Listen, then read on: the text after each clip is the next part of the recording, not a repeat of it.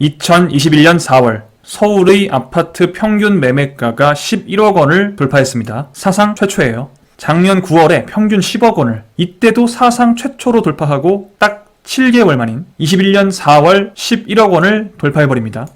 이 11억 원이 평균이라는 거예요. 실제 거래된 국토부에 등록된 평균 실거래가가 11억 원을 돌파했다. 서울이라고 해도 도봉구에는 이 수많은 아파트들이 대부분 5억, 6억이죠. 은평구에 수많은 나홀로 아파트들은 아직도 5억이 안 되는 곳들이 많습니다. 이런 나홀로 아파트들까지 모두 포함해서 평균을 냈는데도 11억 원을 돌파한 거죠. 사실 평균 매매가가 11억 원이다 라는 사실보다 더 중요한 건 불과 7개월 전까지는 평균 매매가가 10억이었다. 이것도 사상 최초였다. 근데 겨우 7개월 만에 평균가가 1억이 더 올라서 11억 원을 넘겼다는 거. 7개월 만에 1억이 더 올랐다는 거. 이 속도가 무서운 거죠. 평균 매매가는 지난 4년간 꾸준하게 증가합니다. 2017년 3월부터 보면 이때는 서울 아파트 평균 매매가가 6억 정도였어요. 너무 좋죠. 정말 이렇게 좋은 시절이 또 있었습니다. 근데 불과 4년 만에 지금 11억 원을 넘긴 거예요. 4년 만에 평균 매매가가 거의 2배에 근접하고 있다. 이 상승의 속도는 지난 4년간 더 빨라진다거나 느려진다거나 하지 않고 거의 꾸준하게 비슷한 속도로 올라가는 걸 확인할 수 있어요. 그런데 사실은 작년 9월부터 올해 4월까지 평균 매매가 1억이 상승했다고 하는데 그나마 이 7개월간은 이 오름폭을 이 정도로만 더 이상 올라가지 않게끔 그나마 상승폭을 줄여줄 수 있는 방패가 있었습니다. 이 이후로는 존재하지 않는 방패예요. 지난번에 올려드린 이 영상을 보신 분들은 그 방패가 무엇인지 아실 거예요. 이 방패는 무엇이었을까요? 그리고 이 방패가 사라져버리는 2021년 4월 이후 이미 이 방패는 사라져버렸습니다. 이제부터 이 방패를 잃은 이 순간부터 대한민국 부동산 시장은 어떻게 될까요? 이제부터가 진짜라고? 오늘 모두의 부동산과 함께 알아보겠습니다. 좋아요 먼저 한 번씩 꾹 눌러주시고요. 영상 끝까지 시청해주세요.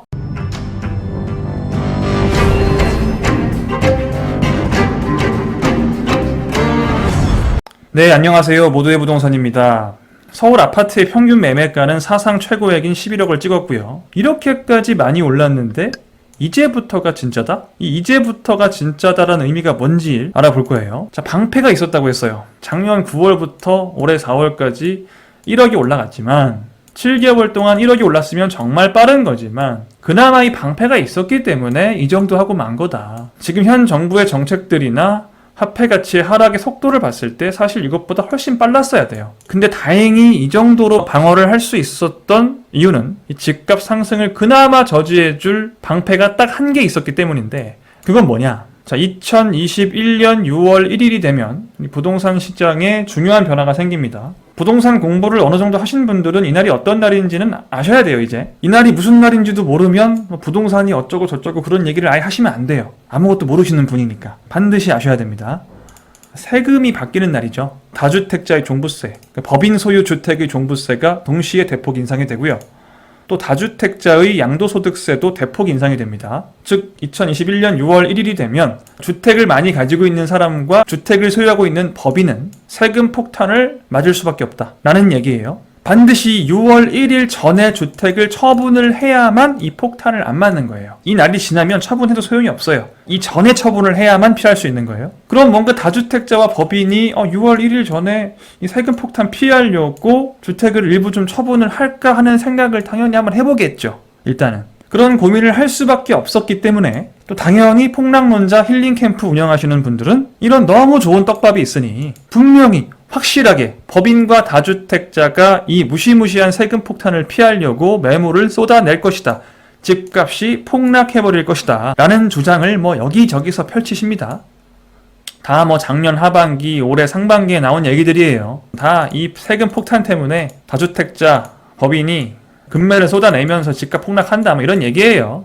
부자가 되기를 원하시는 분들이 아닌 힐링을 원하시는 내 마음의 안정감을 원하시는 분들께는 아주 좋은 방송이죠. 자, 그래서 이분들 말씀대로 이 10억 찍었을 때부터 힐링 캠프 믿고 또 기다린 거죠. 3년간 4년간 속아왔지만 이번엔 맞겠지 하면서 기다렸는데 폭락은커녕 평균 매매가가 1억 상승했다. 떨어지기는커녕 그 상승폭마저 딱히 그 전에 비해서 감소한 게 보이지 않죠. 이 전이나 올해 상반기나 상승폭이 똑같다. 아니 상승을 하더라도 이 폭이라도 좀 꺾여야 되는 거 아닌가? 이분들 말을 믿었고 이게 또 그럴듯하거든요. 6월 1일까지 안 팔면 세금이 많이 나오니까 그래 6월 1일 전에 팔아야 세금 폭탄을 피할 수 있는데 6월 1일 전에 팔겠지 그럼. 그 말이 또 굉장히 논리적으로 보이거든요. 그래서 상처 입은 무주택자들은 기다리는 거죠. 이 효과가 본격적으로 나타나기만을 기다리다가 이제 6월 1일이 거의 다 다가왔어요. 이 방패는 그겁니다. 이 세금 폭탄이 방패예요. 근데 이 방패의 유효 기간은 언제까지다? 6월 1일까지다. 아니, 사실상 이미 없습니다. 이 방패는 지금 없어졌어요. 이 방패는 4월쯤을 끝으로 사실상 이제 사라졌다라고 보시면 됩니다. 지금 이 영상을 찍는 날짜가 5월 19일이죠. 6월 1일까지 주택을 팔아야 이 세금 폭탄을 피할 수가 있어요. 즉, 이 날짜까지 집을 팔지 않는 분들은 이 세금을 감수하겠다고 결정을 하신 거예요, 이미. 이 이후에 팔아봐야 세금 폭탄은 맞습니다. 무조건.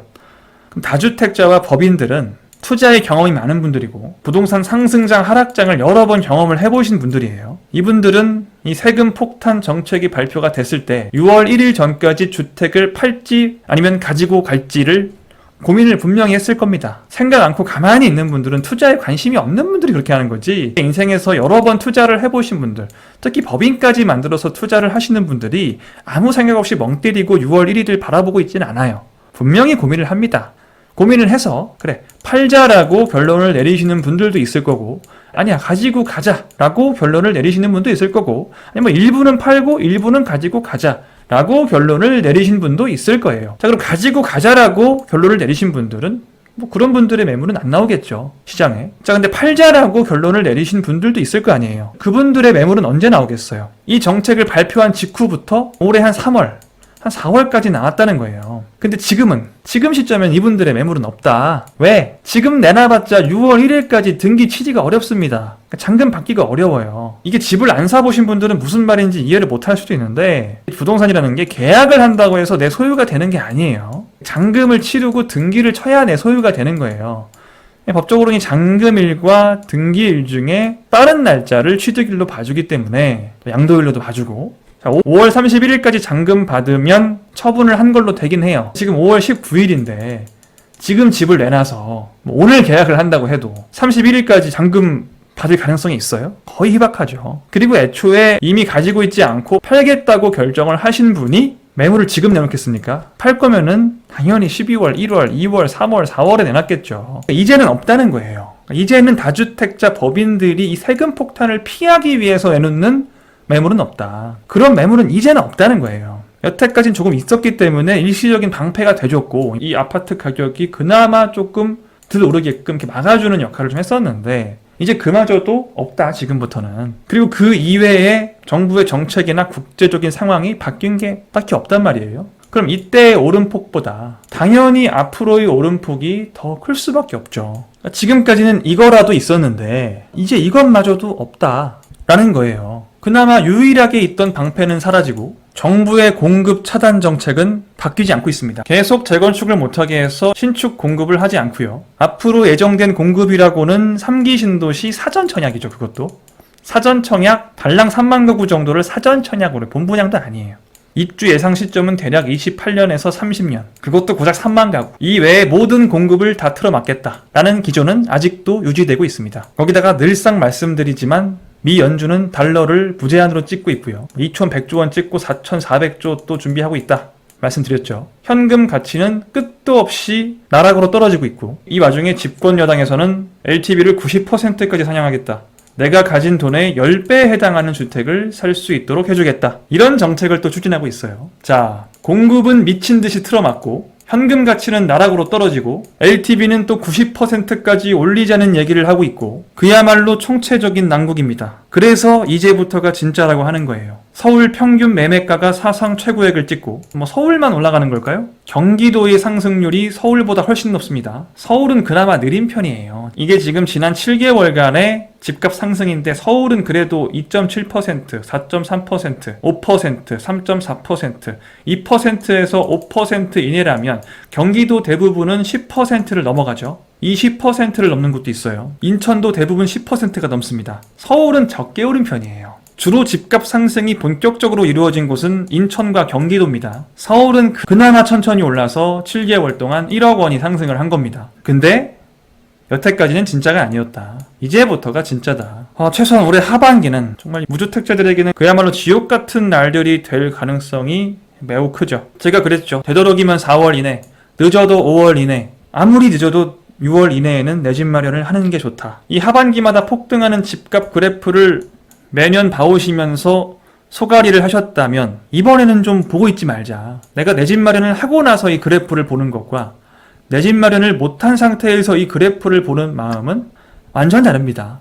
이 말씀을 제가 지난달 4월 달에 드렸었는데 4월에 정신 차리고 내 집 마련 하신 분들도 있고요. 그런 분들은 정말 어지간하면 벌써 지금 3천에서 5천, 크게는 1억, 2억까지도 상승을 했을 거예요. 반대로 아직도 이 힐링 캠프를 믿고 계신 분들은 잠시의 힐링은 되었지만 또 이 그래프를 계속 보고 있죠. 저는 이 힐링 캠프들을 볼 때마다 항상 생각하는 건 뭐냐면 두 가지가 되게 신기해요. 이분들이 이런 예언을 하는 건 이 예언은 단순히 이 시기에만 이루어진 건 아니에요. 이때도 서울 아파트가 6억일 때도 항상 똑같은 얘기를 했었습니다. 항상 똑같았어요. 근데 본인들의 말도 안 되는 소리 때문에 이 집값이 오르는 동안 여러 사람 인생 나락으로 보내놓고 미안하다거나 반성하는 모습이 전혀 없다는 거. 그게 참 신기하고요. 일단은 예언을 하는 것부터가 신기하고요. 또 틀렸는데도 계속 똑같은 예언을 몇 년간 계속 한다는 것도 신기해요. 그리고 항상 틀리면서 사과하거나 반성하는 모습이 없다. 정중하게 사과를 하고 지금까지는 이래서 틀렸는데 이제는 정말 떨어집니다라고 좀 합리적으로 얘기를 한다던가 그런 모습이 없죠. 워낙 돈벌이가 잘 됩니다. 부동산이라는 걸 다루면서 가장 많은 사람들의 관심을 끌 수 있는 방법은 이 폭락론을 얘기를 하는 거예요. 그럼 이제 힐링이 되거든요. 힐링 캠프를 제가 운영한다고 말씀드리는 이유가 있어요. 그래서 이 힐링 캠프에 빠져서 너무나 많은 사람들이 인생을 허비하고 망치고 있단 말이죠. 근데 정말 신기한 거는 이분들이 이런 얘기를 하는 것보다 듣는 분들이 수년간 데이터로 증명이 되고 또 되고 또 돼도 이미 종교화가 돼 있습니다. 이미 하나의 종교가 돼 있기 때문에 현실을 믿지 말지어다. 이 말씀을 믿어라. 아무리 현실의 데이터가 나와도 데이터는 거짓말이다. 잘못된 거다. 이 말씀을 믿고 따라가자가 되어 있다는 거예요. 저는 사이비 교주나 어떤 독재자, 어떤 정치인 이런 사람들을 신앙시에서 신처럼 섬기는 건 많이 봤습니다. 요즘은 여기에 폭락론자를 신으로 섬기는 사람들이 많아지고 있다. 이게 정말 신기해요. 사이비 종교와 폭락론의 공통점은 내 아픔을 어루만져주고 나에게 듣기 좋은 얘기를 해준다는 거죠. 너무나 비슷합니다. 어떤 부동산에 대한 이런 주장이 이런 사이비 종교처럼 될 수 있다는 게 되게 신기한 것 같아요. 아무래도 집값이 많이 오르기 때문에 이런 현상이 일어나는 거겠죠. 집값이 많이 오르지 않았으면 이런 현상도 일어나지 않았겠죠. 너무나 상처받은 분들이 많기 때문에 이런 현상이 발생하는 거고, 저는 아무리 이런 얘기를 해도 여기서 빠져나오시는 분들이 많이 없을 줄 알았는데 그래도 저한테 메일도 주시고 댓글도 달아주시는 분들이 계세요. 다행히 빠져나왔다고. 그런 분들이 한두 분이라도 있다면 저는 이런 얘기를 계속 할 수밖에 없습니다. 그분들의 인생을 구하는 것도 중요하니까요. 자, 지금까지 한 얘기는 이 방패가 그나마 있던 게 사라지면서 그 방패는 세금 폭탄이었고 이제 이걸로 인한 매물 효과가 사라진다. 다주택자와 법인 매물이 이미 없다. 이제 안 나온다. 그것마저 안 나오면서 상승폭이 더 커질 가능성이 커졌다라는 건데, 이런 그래프를 보셔도 아무 감흥이 없으신 분들, 나는 무소유주의자라서 상관이 없다, 자본주의적인 마인드를 가질 생각이 없다 하시는 분들은 신경 안 쓰시면 돼요. 근데 그런 분들은 이 영상을 왜 보고 있나요? 이 영상을 보고 있다는 것 자체가 자본주의적인 마인드를 가지고 있는 겁니다. 돈 욕심이 있다는 거예요. 이런 무소유주의자들이 아니라면, 내가 무주택자라면 내가 가진 자산 내에서 적당한 대출과 적당한 갭을 껴서 내 집 마련을 하시길 추천드리는 거죠. 근데 자산이 좀 많은 사람들이야 바로 어떤 조치가 가능한데, 일반적으로 지금까지 무주택이신 분들은 자산 규모가 크지 않습니다. 지금까지 무주택인데 자산 규모는 크고 이런 분들은 거의 없어요. 지금까지 무주택을 유지하시고 계신 분들은 자산 규모가 다 작습니다. 적게는 5천만 원에서 1억, 2억, 많아봤자 3, 4억이란 말이에요. 이런 분들은 어떻게 해야 되냐. 제가 항상 말씀드리잖아요. 근데 자금이 적다고 해서 내 집 마련 못하는 게 아니라고. 자금이 적어도 정말 효과적인 투자를 할 수가 있습니다. 어떻게 해야 되느냐. 이런 주택을 매수하시면 된다고요. 이거 제가 거의 한 4번째, 5번째 말씀드린 것 같은데, 자, 지금은 부유한 사람들이 관심 없는 집, 즉 저렴하게 매수할 수 있는 집인데, 나중에는, 미래에는 5년 뒤, 7년, 10년 뒤에는 부유한 사람들이 관심을 가질 만한 집으로 바뀌는, 지금은 저렴하지만 미래에는 그 가치가 매우 높아지는 그런 주택을 매수하시면 된다. 그런 주택은 3억으로도 2억으로도 1억으로도 충분히 매수할 수 있습니다. 지금은 저렴하니까요. 이런 주택을 보는 눈을 길러야겠죠. 그러니까 일단은 구축에서 신축이 돼야 돼요. 일단 기본적으로 부유한 사람들은 낡은 주택에는 관심이 없습니다. 신축에 관심이 있죠. 낡은 주택은 당연히 싸요. 신축은 비싸고. 구축에서 신축이 된다는 것 자체가 엄청난 호재인 거예요. 그러니까 이 부동산의 가치가 가장 많이 올라가는 요소가 구축에서 신축이 되는 겁니다. 그 다른 어떤 것보다 여기서 더 많은 상승이 일어나요. 아무리 GTX가 들어오고 지하철이 깔리고 뭐가 일자리가 생기고 해도 구축에서 신축이 되는 것만큼 큰 상승을 가져오는 요소는 없어요. 일단 재건축이 될 수 있는 곳이어야 되고요. 여기에다가 교통이 불편했는데 교통도 편리해지고 이런 게 이제 뭐 GTX나 지하철이 예정되어 있는 곳들을 얘기하는 거예요. 상권이 없었지만 상권도 생기고 일자리가 없었지만 일자리가 생기고 이런 주변에 입지적인 호재가 있는 곳, 이런 게 모두 결합된 곳들이 있어요. 종합을 해보면 변화가 많이 일어나는 곳, 많이 바뀌는 곳이죠. 모든 면에서 많이 바뀌는 곳. 구축에서 신축이 되고 교통이 불편했지만 편리해지고 상권도 원래 없었지만 발달하고 일자리도 없었지만 일자리가 생기고 모든 것이 발전적인 방향으로 바뀌는, 근데 지금은 별 볼 일 없는, 앞으로 이런 긍정적인 변화들이 계속해서 예정이 되어 있는 그런 곳들이 있다고요. 그런 곳들은 저렴합니다. 아주 적은 액수로도 매수할 수가 있다고요. 하도 이런 댓글을 다시는 분들이 많아서 돈이 없어 못 산다, 10억이 누구 개 이름도 아니고 폭등 지겹다. 아니 왜 10억을 모으려고 하십니까? 무주택자는 10억을 모을 수 없어요. 여러분이 피부과 의사나 변호사가 아니라면 일반적인 월급쟁이나 일반적인 일을 하시는 분이 10억을 모을 수 없어요. 왜 10억을 모으려고 해요? 5천만 원만 있어도 충분히 효과적인 투자가 가능하고요.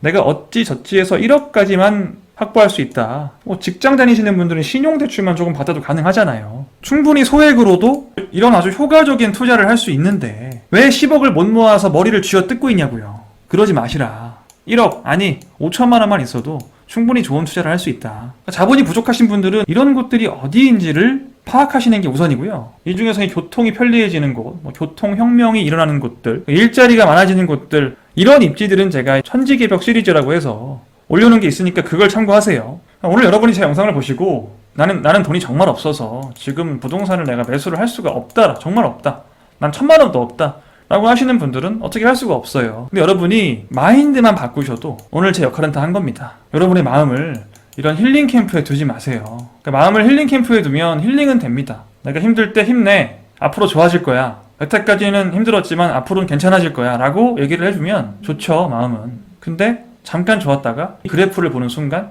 훨씬 더 깊은 나락으로 빠지게 된다. 그리고 또 이 힐링 캠프를 찾게 된다. 나락으로 떨어진 마음을 위로받기 위해서 이 힐링 캠프로 돌아온다. 이 끊이지 않는 악순환에서 빠져나오시기만 하면 제가 열심히 이 영상을 제작한 의미는 다 했다, 그 목적은 다 이뤘다라고 봐도 됩니다. 시드머니는 앞으로 모으면 돼요. 세상에 조정장이 오지 않는 투자처는 없습니다. 주식이든 부동산이든 달러에 투자를 하든 금을 투자를 하든 조정장 무조건 와요. 전체적으로 보면 계속 오르고 있는데 중간중간에 조정장이 분명히 옵니다. 그러니까 지금 이렇게 올라간다고 해서 영원히 이렇게 막 이 속도로 올라가는 건 아니에요. 그러니까 자금이 진짜 아예 없으신 분들은 마인드만 바꾸시고 나중을 바라보시면서 열심히 일을 하셔서 돈을 모아 놓으셔야겠죠. 자, 오늘 여기까지 하고 영상 마치겠습니다. 좋아요 안 누르신 분들은 좋아요 부탁드리고요. 아직도 구독을 안 하신 분들이 있나요? 구독 한 번씩 꼭 눌러주시면서 저는 다음 시간에 뵙겠습니다. 여러분 다음 시간에 만나요. 안녕.